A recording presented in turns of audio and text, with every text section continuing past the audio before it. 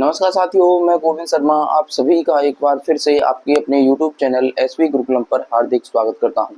उम्मीद है आप सभी लोग अच्छे होंगे और हमारी इस क्लास को लेने के लिए हमारे साथ जुड़ चुके होंगे।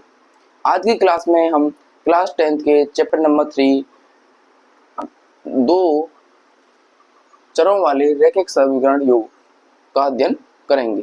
इस चैप्टर से जितने भी रिगार्डिंग आपके कॉन्सेप्ट बनते हैं वो हम 2 से 3 क्लासों में आपके कवर कर लेंगे। उसके बाद हम इसकी चैप्टर की एक्सरसाइज का भी सॉल्यूशन करेंगे। जैसा कि आपने प्रीवियस जो क्लासें थी जिनमें हमने आपका चैप्टर नंबर 4 और चैप्टर नंबर 5 करवाया था, पहले हमने चैप्टरों के कॉन्सेप्ट करवाए, उसके बाद उन दोनों ही चैप्टरों की एक्सरसाइज का सॉल्यूशन भी करवाया और बड़े शानदार तरीके से आप करवाया था। यदि आपने नहीं देखा है तो जाकर के आप चैनल पर देख लेना। कंप्लीट प्लेलिस्ट आपको क्लास 10th मैथ्स के नाम पर हमारे चैनल पर मिल जाएगी। यदि आप चैनल पर नए हो तो चैनल को सब्सक्राइब कर लेना, बेल आइकन दबा लेना, जिससे कि आने वाली वीडियो का आपको समय से नोटिफिकेशन मिलता रहे। और वीडियो को आप अपने ग्रुप में ज़्यादा से ज़्यादा शेयर कीजिए ताकि कोई और बच्चा हो जो क्लास 10th का मैथ पढ़ना चाहता हो, उसको कॉन्सेप्ट भी और एक्सरसाइज एक ही प्लेटफॉर्म से मिल जाए, तो उनके लिए हमारा जो प्लेटफॉर्म है वो बहुत लाभदायक होगा। तो चलिए स्टार्ट करते हैं हम आज का टॉपिक का नाम है pair of linear equation in two variable. Hindi medium वाले बच्चों के लिए कहें तो दो चरों वाले रैखिक समीकरण योग। तो सबसे पहले तो देखेंगे कि रैखिक समीकरण क्या होता है। क्या होता है रैखिक समीकरण? वैसे तो आपने ये रैखिक समीकरण वाला जो टॉपिक है वो क्लास 9th में आपने पढ़ा होगा कि रैखिक समीकरण क्या होता है। तो वहीं से हम स्टार्ट करेंगे क्योंकि यहाँ पर दे रखा है, कोई बच्चा ऐसा होता है जो नहीं पढ़ पाता है, तो यहीं से स्टार्ट करेंगे कि रैखिक समीकरण क्या होता है। तो रैखिक समीकरण क्या होता है, यानी कि एक ऐसा समीकरण जिसमें आपकी वेरिएबल यानी कि चर की जो अधिकतम घात होती है वो कितनी होती है, 1। यानी कि उसकी चर की घात कितनी होगी इसमें, 1। जैसे यानी कि एक ऐसा समीकरण जिसमें चर की घात 1 हो, यानी कि जिसमें चर की घात कितनी हो, 1 हो। यानी कि एक ऐसा समीकरण जिसमें आपकी जो वेरिएबल है उसकी जो वैल्यू है वो कितनी हो, यानी पावर कितनी हो, 1 हो। जैसे कि जो इसका रूप होता है यानी कि फॉर्म होता है एक रैखिक समीकरण का मानक रूप, यानी कि जो इसका एक मानक रूप होता है वो क्या होता है, ax प्लस बी। क्या होता है, ax plus B is equal to 0। यानी कि ये एक रैखिक समीकरण का मानक रूप होता है। यानी यहाँ पर देखोगे तो x क्या है, आपका एक वेरिएबल। क्या है, वेरिएबल। इसको ही हम क्या कहते हैं, हिंदी में कहें तो चर। यानी x क्या है यहाँ पर, वेरिएबल। तो यहाँ पर x की यदि पावर देखोगे तो वो कितनी है, x की पावर है आपका 1। यानी कि जो x के ऊपर लिखा होता है यहाँ पर कुछ नहीं है तो क्या मान लेते हो, 1। तो यानी कि इसकी जो पावर होती है वही क्या होती है, इसकी 1 होती है, इसलिए हम इसको रैखिक समीकरण कहते हैं। यदि इसकी पावर 2 हो जाती है तो आपका क्वाड्रेटिक इक्वेशन होता है, जो मैंने आपको जो आपका चैप्टर 4 था उसमें पढ़ाया था कि क्वाड्रेटिक इक्वेशन क्या होता है, उससे किस प्रकार के क्वेश्चन बनते हैं। तो यहाँ पर हम क्या पढ़ रहे हैं, आपका रैखिक समीकरण। तो यहाँ पर देखेंगे कि चर की घात कितनी होनी चाहिए, आपकी अधिकतम 1 होनी चाहिए। 1 से कम भी नहीं चलेगी, 1 से ज्यादा भी नहीं चलेगी, यानी कि 1 ही होना चाहिए। तो ये तो क्या होता है, आपको एक रैखिक समीकरण।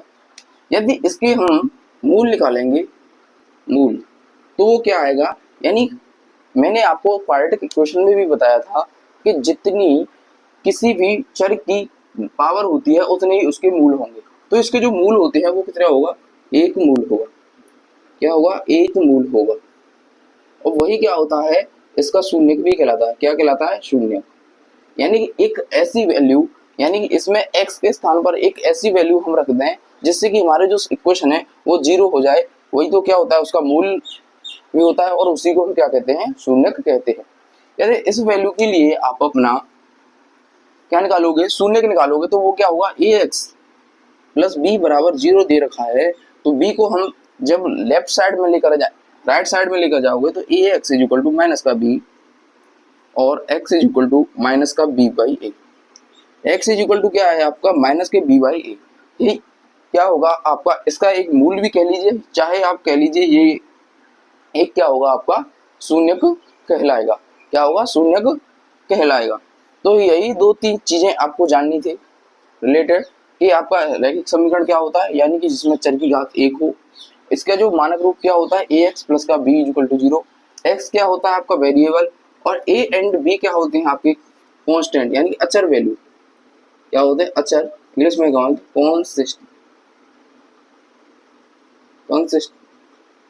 कांस्टेंट। क्या होते हैं कांस्टेंट, यानी कि अचर वैल्यू कहते हैं। ये जो a और b की जो वैल्यू होती है आपकी, a और b वो क्या होती है आपकी रियल वैल्यू, यानी कि वास्तविक संख्याएं आपकी देखने के लिए मिलती है। यानी जो a और b का मान होगा वो क्या होगा, वास्तविक मान। क्या होगा, रियल वैल्यू आपकी a और b की वैल्यू होगी। जैसे कि अंडर रूट में भी हो सकती है, लेकिन ऐसा नहीं होगा कि इमेजिनरी आपको फॉर्म में a और b की वैल्यू मिल जाए, यानी नेगेटिव, जैसे रूट में -3 आ गया तो वो वैल्यू नहीं होगी। क्या होंगी आपकी a और b की वैल्यू होंगी, वो रियल वैल्यू आपको मिलेंगी। तो यहाँ से हमने क्या निकाला, आपके रूट्स निकाले। तो ax प्लस b इसकी जो स्टैंडर्ड फॉर्म होती है तो वो बराबर हमने 0 कर दिया। तो जब माइनस को हम राइट साइड में ले जाएंगे तो ax इक्वल टू माइनस का b, a से हमने डिवाइड कर दिया तो x इक्वल टू आ गया माइनस का b अपॉन a। तो ये क्या होता है, इसका एक मूल, या हम कह सकते हैं एक शून्यक। तो अब हम जानेंगे जो चैप्टर हमारा रिलेटेड है कि दो चरों वाले रैखिक समीकरण क्या होते हैं। पहले तो वो जानेंगे, फिर जो युग्म दे रखा है पेयर वो भी जानेंगे कि युग्म से रिलेटेड आपके जो चैप्टर है उसमें कैसे क्वेश्चन पूछे गए हैं और पूछे जाएंगे। तो साथियों अब जानेंगे हम, यानी कि दो चर रैखिक समीकरण, यानी कि जिसमें आपके एक ऐसा रैखिक समीकरण जिसमें आपके दो क्या हों, वेरिएबल्स हों। यानी कि एक ऐसा समीकरण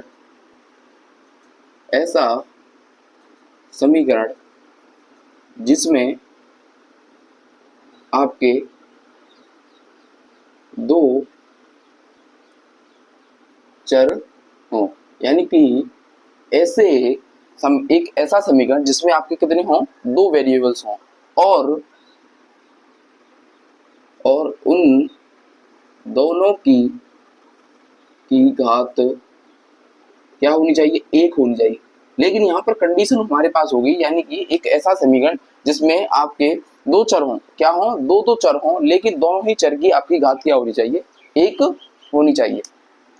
तो जो इसका मानक रूप होता है, यानी किस प्रकार हम दो चरों वाले रैखिक समीकरण को लिखते हैं, तो उसका एक मानक रूप होता है, यानी ax plus B Y plus C equal to 0। ये क्या होता है, एक स्टैंडर्ड फॉर्म होता है किसी भी दो घात वाले रैखिक समीकरण का, यानी दो चर वाले, दो घात वाले नहीं, दो चर वाले रैखिक समीकरण का क्या क्या होता है, एक मानक फॉर्म होता है। x और y दोनों ही क्या है आपके वेरिएबल, क्या है वेरिएबल, और इनकी जो पावर है वो क्या है आपकी पावर भी क्या है आपकी 1, क्योंकि यहाँ पर x की पावर में कुछ भी नहीं लिखा तो इसका मतलब है 1 होगा, यानी इसकी पावर क्या होगी 1 होगी, यहाँ भी क्या होगा आपका 1 पावर होगी। तो ये क्या होता है वेरिएबल, यानी कि इसका स्टैंडर्ड फॉर्म क्या होगा, ax plus B Y plus C equal to 0। जब इसके आप क्या निकालोगे, यदि यहाँ से हमको इसके मूल निकालने हो तो मूल भी कितने आएंगे आपके, 2 पॉइंट आएंगे। कितने पॉइंट आएंगे, यानी कि जहाँ पर आपका वेरिएबल 1 था, यानी कि चर 1 था, यानी एक रखने वाले में, तो उसका वैल्यू भी कितना आ रहा था, 1 वैल्यू। अब यहाँ पर जो आपकी 2 वैल्यू आएंगी, यानी एक वैल्यू तो आएगी आपकी x, y, यानी कि एक ऐसा पॉइंट आएगा जिसको हम इस इक्वेशन में रख दें तो इस इक्वेशन की वैल्यू आपके पास 0 हो जाएगी। क्या हो जाएगी, 0। जैसे हम एग्जाम्पल के साथ देखेंगे अभी कि कैसे हम किसी भी इक्वेशन के, जैसे इस प्रकार एक इक्वेशन दे रखी हो तो उसमें हम कैसे कोई वैल्यू रख सकते हैं जिससे कि हमको पता चले कि उसका एक पॉइंट आ रहा है जो इस इक्वेशन को आपका सेटिस्फाई करे। तो एक एग्जांपल से मैं आपको बताता हूँ जिससे कि आपको अच्छे से समझ में आ जाए कि किसी भी इक्वेशन का दो चर वाली इक्वेशन का कैसे कोई पॉइंट एक क्या हो सकता है, मूल हो सकता है, यानी कि रूट होता है। तो चलिए एक एग्जांपल से देखते हैं जिससे कि आपको अच्छे से समझ में आ जाए। जैसे कि आपको एक एग्जांपल दे रखा है, एग्जांपल है x माइनस 2y। अब यहाँ पर आप देख पा रहे हो कि जो x है भी दे रखा है आपको, y भी दे रखा है, यानी कि दो चर आपको दे रखे हैं इक्वेशन में, तो कह सकते हो आप दो चरों वाली ये रैखिक समीकरण है। तो एक चीज तो आपको ये बतानी है कि यदि 2,1 इसमें रखें तो क्या इसके पॉइंट होगा, और बताना है 3,1 रखें तो वो भी क्या पॉइंट होगा या नहीं होगा। तो पॉइंट जानने के लिए हमको, यदि जो आपको पॉइंट दे रखा हो तो फर्स्ट क्या मानना है आपको x, सेकंड क्या मानना है y। यदि इन चीजों को हम इक्वेशन में रखकर देखें और वैल्यू हमको किसके बराबर मिल जाए, 0 के बराबर मिल जाए, तो हम कह सकते हैं जो ये पॉइंट है ये इस इक्वेशन को क्या करेंगे, आपके सेटिस्फाई करेंगे। तो वैल्यू को इसमें जब रखोगे यानी x के स्थान पर 2 माइनस 2 इंटू वाई के स्थान पर आपका 1 इज इक्वल टू 0। तो यहाँ से 2 माइनस 2 इज इक्वल टू 0, तो यानी 2 माइनस 2 कितना हुआ, 0 इज इक्वल टू 0। तो यहाँ हम कह सकते हैं ये पॉइंट दो आपके इस इक्वेशन को क्या करेंगे, सेटिस्फाई करेंगे। क्या करेंगे, सेटिस्फाई करेंगे। यदि 3 कोमा 1 को भी यहाँ पर रखें तो यानी x के स्थान पर 3 माइनस 2 इंटू वाई के स्थान पर है आपका 1 इज इक्वल टू 0। तो 3 माइनस 2 इज इक्वल टू 0, तो 1 इज इक्वल टू 0 होगा, नहीं होगा, यानी 1 नॉट इज इक्वल टू 0 आ जाएगा, यानी कि जो 1 है हमारा 0 के बराबर नहीं होता। तो इसका मतलब है 3,1 not point of this equation, यानी इस इक्वेशन के क्या होंगे, आपको पॉइंट नहीं होंगे जो आपको इस इक्वेशन को सेटिस्फाई करें। यानी कि हमको ऐसे पॉइंट चाहिए होते हैं जिसको हम इक्वेशन में रखने पर दोनों ही इज इक्वल टू की साइड, यहाँ पर यदि 5 भी होता तो भी कह सकते हैं, यानी हमको क्या लाना होता, 5, यानी दोनों both side is equal to हो जाए, ऐसे ही हमको पॉइंट चाहिए होता है। तो हम कह सकते हैं वो उस इक्वेशन के क्या होंगे, मूल होंगे, या मूल वाले पॉइंट आपके देखने के लिए मिलेंगे। उम्मीद है यहाँ तक आपको अच्छे से समझ में आ गया होगा जो मैंने अब तक आपको बताया है। अब चलते हैं, कुछ पॉइंट हैं और हैं जिससे आपको रिगार्डिंग पेपर में क्वेश्चन बन जाते हैं कभी कभी देखने के लिए, क्योंकि जो आगे मैं आपको कॉन्सेप्ट कराऊंगा वो अधिकतर इंपॉर्टेंट आपके लिए होगा। तो अब देखते हैं कुछ इंपॉर्टेंट फैक्ट्स यहाँ से कि क्या आपके बन जाते हैं। अब साथियों आपको एक चीज यहाँ रखनी है, जो आपका एक मानक रूप है, यहाँ पर हम कहेंगे कि a, b क्या होंगे आपके रियल, जो मैंने अभी बताया था रियल नंबर होंगे, क्या होंगे, रियल नंबर, यानी कि वास्तविक संख्या देखने के लिए मिलेंगे। But a and b not is equal to 0, यानी a और b कभी भी आपके 0 नहीं हो सकते, क्योंकि यदि कोई भी टर्म यदि 0 हो गया तो आपका रैखिक दो चर वाला रैखिक समीकरण नहीं रहेगा, दोनों ही 0 हो गए तो आपकी एक कांस्टेंट संख्या बचेगी, वो भी आपकी क्या होगी, दो चरों वाली रैखिक समीकरण नहीं होगी, यानी कि कोई भी वैल्यू दोनों में से क्या होगी, आपकी 0 नहीं मिलेगी। ये चीज आपको ध्यान रखनी है, यानी कि ये चीज आपकी इंपॉर्टेंट है कि a और b कभी भी आपके क्या होंगे, 0 के बराबर नहीं होंगे। तो अब जानेंगे हम जो आपका चैप्टर का टॉपिक है उसके बारे में, यानी दो चरों वाले रैखिक समीकरण युग्म। युग्म का ही समझ रहे होंगे आप, यानी कि पेयर, यानी कि ऐसे दो चरों वाले समीकरण जो आपको इक्वेशन में दे रखे हों और दोनों से आपका एक कॉमन हल निकले, उनको कहते हैं pair of linear equation in two variables. जैसे कि आपको एक एग्जांपल से पता चलेगा कि कैसे आपके हम कह सकते हैं कि ये आपके पेयर ऑफ आपका लीनियर इक्वेशन होगा इन टू वेरिएबल्स में। तो जैसे आप कैसे पता कर पाओगे, तो जैसे आपको एक इक्वेशन दे रखी होगी जैसे x प्लस 2y और एक इज इक्वल टू 5, एक इक्वेशन दे रखी होगी 2x plus 4y is equal to 10।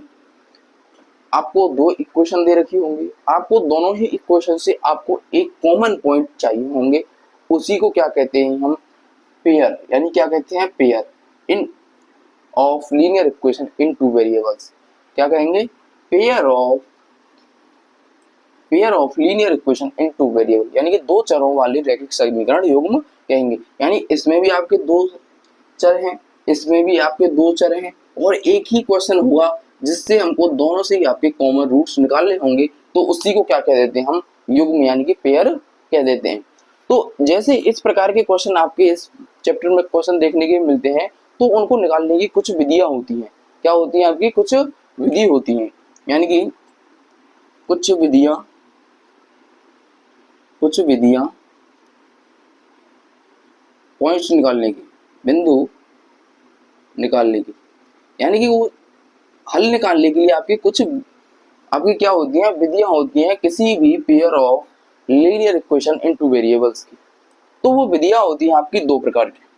एक तो होती है आपकी कितनी होती है, दो प्रकार की, यानी फर्स्ट होती है आपकी ग्राफीय विधि। क्या होती है, ग्राफीय विधि। फर्स्ट क्या होती है आपकी ग्राफीय विधि, और सेकंड होती है आपकी गणितीय विधि। क्या होती है, पहली तो होती है आपकी ग्राफीय विधि, यानी किसी भी हम ग्राफ की मदद से किसी भी टू वेरिएबल्स के पेयर की हम क्या निकाल सकते हो, हल निकाल सकते हो। और दूसरी होती है आपकी गणितीय विधि। फिर आगे आप पढ़ोगे गणितीय विधि की भी आपकी तीन विधियां होती है। क्या होती है? गणितीय विधि की आपकी तीन विधियां होती है। फर्स्ट होती है आपकी विस्थापन विधि।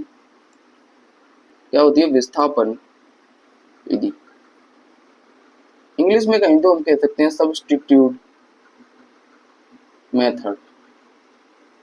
सब्स्टिट्यूट मेथड यानी इंग्लिश वाले बच्चों के लिए कहें तो सब्स्टिट्यूट मेथड, और हिंदी वाले बच्चों के लिए विस्थापन विधि। अगला होता है विलोपन विधि। क्या होता है? विलोपन विधि। विलोपन विधि को यदि हम इंग्लिश में कहें तो आप एलिमिनेशन मेथड, यानी विलोपन विधि को इंग्लिश में कहोगे तो क्या कहोगे? Elimination method. और अगली जो विधि होती है वो होती है आपकी वज्र गुणन विधि। क्या होती है? वज्र गुणन विधि। जो पाओगे वज्र गुणन विधि को आप जो कहोगे तो वो क्या कहोगे? Cross multiplication method. यानी कि आपकी किसी भी पेयर ऑफ लीनियर इक्वेशन का जब हल निकालोगे तो उसकी विधियां कितनी होगी? आपकी दो। एक होती है ग्राफीय विधि, दूसरी होती है आपकी गणितीय विधि।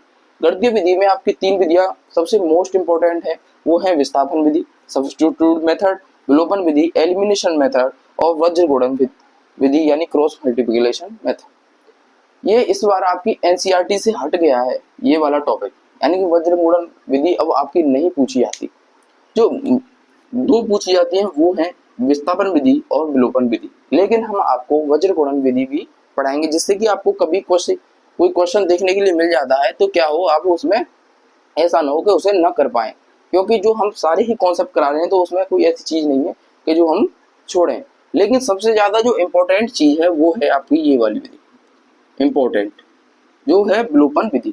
सबसे सरल भी मानी जाती है और सबसे ज्यादा आप सॉल्व करने के लिए किसी भी इक्वेशनों का जो वैल्यू लोगे तो वो कौन सा लोगे? आप विलोपन विधि का यूज करोगे। किसका करोगे? विलोपन विधि का यूज करेंगे। इसलिए हम कह पाएंगे कि विलोपन विधि है वो क्या है? आपकी बहुत ज्यादा इंपॉर्टेंट है, क्योंकि जो आपकी वज्र गुणन विधि होती है वो थोड़ी हार्ड होती है और विस्थापन विधि क्योंकि थोड़ी हार्ड होती है। यदि आपसे क्वेश्चन पेपर में न कहा जाए कि आप विस्थापन विधि से कीजिए या वज्र गुणन विधि से कीजिए, तो आपको किस विधि से सॉल्व करना है? ज्यादातर विलोपन विधि की मदद से ही क्वेश्चंस को सॉल्व करना है।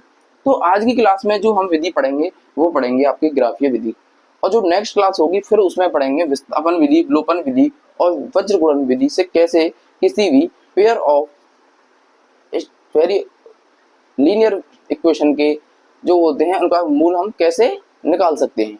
तो चलिए हम देखते हैं कि ग्राफीय विधि से हम कैसे pair of linear equation in two variables के आपके हल निकाल सकते हैं। किसी भी लीनियर इक्वेशंस के हल निकालेंगे तो यानी कि आपको पेयर दे रखा है लीनियर इक्वेशन का, यानी एक इक्वेशन दे रखी है x minus 2y is equal to 0, एक इक्वेशन दे रखी है 3x plus 4y is equal to 20। ये आपको दो पेयर दे रखे हैं, यानी एक पेयर दे रखा है लीनियर इक्वेशन का, इसका हमको एक कॉमन हल चाहिए। क्या चाहिए? दोनों का कॉमन हल, यानी कॉमन सॉल्यूशन चाहिए। क्या चाहिए? Common solution. क्या चाहिए? कॉमन सॉल्यूशन हमको निकालना है। तो सबसे पहले तो हम क्या करेंगे, यहाँ से x minus 2y is equal to जो इक्वेशन इसको मान लेते हैं फर्स्ट, इसको इक्वेशन फर्स्ट, इसको इक्वेशन नंबर सेकंड।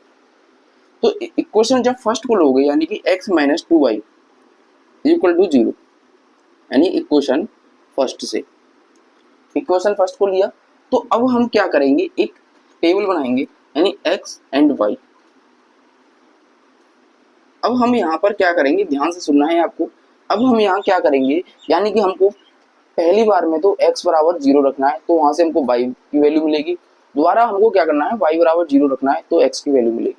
आपको ये नहीं है कि 0 ही रखना है, आप चाहो तो यहाँ पर x इक्वल टू 1 रख लीजिए, y इक्वल टू कुछ भी रख लीजिए, लेकिन आपको आसान तरीका बता रहा हूँ। यदि x बराबर आपको 0 रखना है, x बराबर यहाँ पर 0 रखोगे, यानी x बराबर क्या रख रहे हैं हम 0, तो यानी 0 माइनस का 2y इक्वल टू 0। तो यहाँ से जब आप y की वैल्यू निकालोगे तो y बराबर 2y इक्वल टू 0 हो जाएगा, तो y बराबर भी कितना आ जाएगा 0, यानी कि y की वैल्यू भी कितनी आएगी 0। y की वैल्यू कितनी आ गई आपके पास 0। और यदि आप y बराबर 0 रखोगे तो x की वैल्यू कितनी आएगी आपके पास 0, x की वैल्यू कितनी आएगी आपके पास 0। यानी कि यहाँ से आपको पता चला कि जो आपके पॉइंट होंगे वो क्या होंगे 0,0।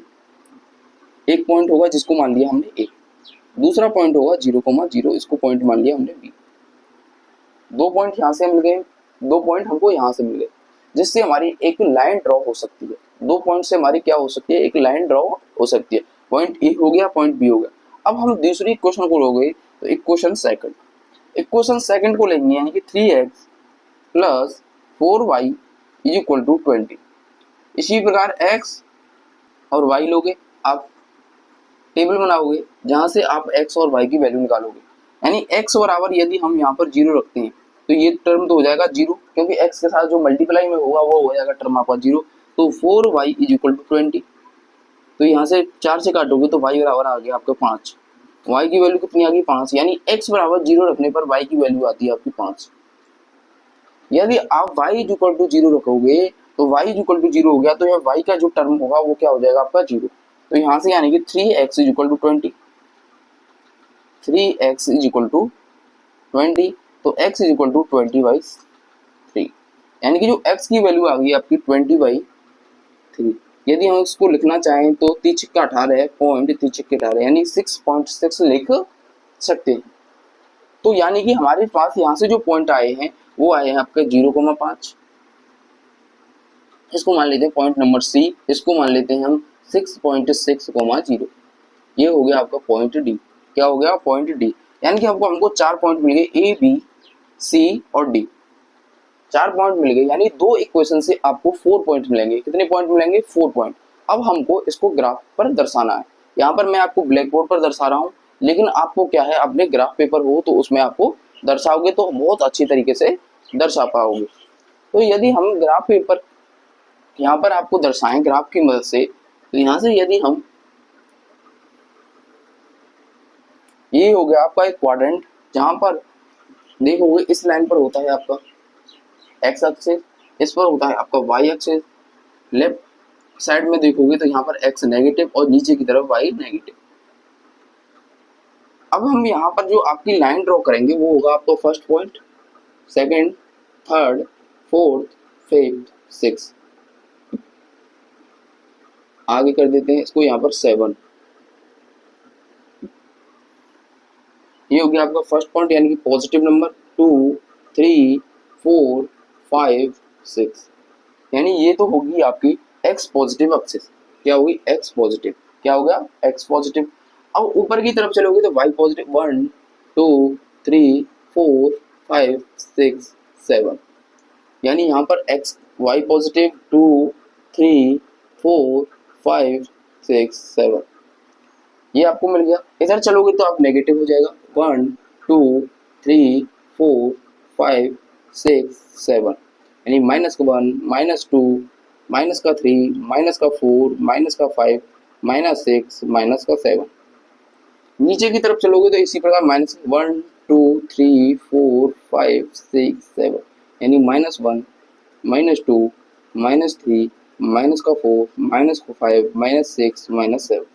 ये तो आपको टेबल बनाना आता होगा, क्योंकि क्लास 9th में भी आपने ये सीखा था अपने 4th चैप्टर में, जहाँ कोऑर्डिनेट ज्योमेट्री में आपने ये ग्राफ बनाना तो सीख लिया होगा, क्योंकि ये एक आपका कोऑर्डिनेट ज्योमेट्री का ही पार्ट है। क्योंकि यहाँ पर एक्स एक्सिस है और वाई एक्सिस है, तो जो खड़ी लाइन होती है यानी ऊर्ध्वाधर लाइन होती है उसको यानी कहते हैं हम वाई एक्सिस, और जो लेटी हुई लाइन होती है उसको कहते हैं हम एक्स अक्ष। अब हमको यहाँ पर आपका फर्स्ट और सेकंड पॉइंट क्या है 0,0, बी भी क्या है 0,0। यानी कि जो आपका ए और बी है वो कहाँ पर होगा सेंटर पर, यानी कि मूल बिंदु पर, जहाँ पर आपका ए और बी होगा। क्या होगा ए बी, यहाँ पर आपका 0,0 आपको देखने के लिए मिलेगा। क्या मिलेगा 0,0। सेकंड पॉइंट जब आप देखोगे सी और डी को, जब हम इस लाइन पर डिनोट करेंगे तो सी कहाँ पर होगा आपका डिनोट, यानी 0,5। तो 0,5 यानी कि एक्स अक्ष पर आपको 0 चलना है, यानी कि चलना ही नहीं है, और वाई अक्ष पर चलना है आपको 0,5। तो 0,5 यहाँ पर, यानी कि ये आपका हो जाएगा पॉइंट सी। क्या हो जाएगा पॉइंट सी। अब डी क्या है 6.6,0, तो यानी 6.6 कहाँ पर होगा यहाँ पर, यानी कि ये हो जाएगा 6.6 = 0। यानी कि 6.5 से थोड़ा सा ज्यादा आपका 6.6 होगा। अब जो आपको पॉइंट मिले हैं यदि आप उनको मैच करोगे, यानी ये पॉइंट मिलेगा आपको इस टाइप से, यानी एक रेखा मिल गई, यानी ये क्या मिल गई आपको, एक रेखा मिल गई। अब दूसरी रेखा जब आप देखोगे तो वो आपको रेखा मिलेगी लगभग यहाँ पर। कहाँ पर, ये रेखा आपको यदि आप ग्राफ पर दर्शाओगे तो अच्छे से आपका पैमाने के साथ आप दर्शा पाओगे, तो हाँ अच्छे से आप दर्शा पाओगे। तो जो आपका जो इसके जो सेंटर देखोगे, यानी कि यहाँ पर कितना आ रहा है आपको 4, यानी एक्स अक्ष पर कितना आ रहा है 4 और वाई अक्ष पर कितना आ रहा है आपका वैल्यू 2, यानी जो उसके सॉल्यूशन होंगे वो क्या होगा आपका, ये वाला पॉइंट क्या होगा, इसका सॉल्यूशन क्या होगा, सॉल्यूशन क्या होगा, सॉल्यूशन। जो इसके सॉल्यूशन आएंगे वो क्या होंगे आपके सॉल्यूशन होंगे, यानी एक्स अक्ष पर कितना चलिए आप 4, यानी 4 कोमा वाई अक्ष पर कितना चलिए आप 2, तो 4,2 इसके क्या होंगे सॉल्यूशन के पॉइंट निकल करके आएंगे। उम्मीद है ग्राफीय विधि आपको अच्छे से समझ में आ गया होगा। अब नेक्स्ट क्लास में हम जो मैथमेटिकल मेथड था उसकी मदद से, जो आपको 3 मेथड थी उनकी मदद से हम किसी भी लीनियर इक्वेशन के पेयर की आपको सॉल्यूशन निकालना बताएंगे। अगर आज की वीडियो आपको पसंद आई हो तो वीडियो को लाइक कीजिएगा, चैनल को सब्सक्राइब करना ना भूलेगा। मिलते हैं नेक्स्ट क्लास में। जय हिंद, राधे राधे, जय श्री कृष्ण।